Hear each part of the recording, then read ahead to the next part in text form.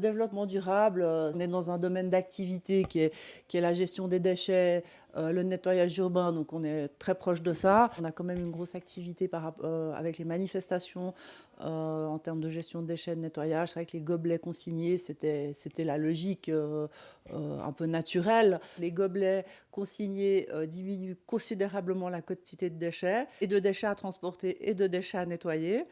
Donc, en tant qu'entreprise de nettoyage, on aurait pu se dire, on se tire une balle dans le pied, mais non, parce que voilà, on est là aussi pour offrir des solutions qui aient du sens pour nous. Donc voilà, mais maintenant les gobelets sont intégrés, c'est quelque chose qui fonctionne très bien. Euh, Là, on va commencer avec la vaisselle. Maintenant, il y a de plus en plus de demandes de la part des communes pour qu'on introduise la vaisselle consignée. Alors c'est vrai que c'est une démarche qui prendra peut-être un petit peu de temps, notamment en termes de consignation, parce que quand on est une famille de 4 personnes et qu'on doit déjà laisser 30 francs de consigne au départ, ça peut être un peu rédhibitoire, mais bon, ça reste de la consigne, donc si on nous ramène ça, on rend l'argent.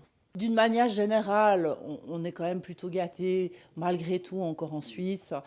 Les conditions cadres, même si elles ne sont pas toujours idéales, permettent de travailler dans de bonnes conditions. Évidemment, en tant qu'entreprise active dans le transport, on est face à un problème récurrent à Genève, qui est celui de la circulation.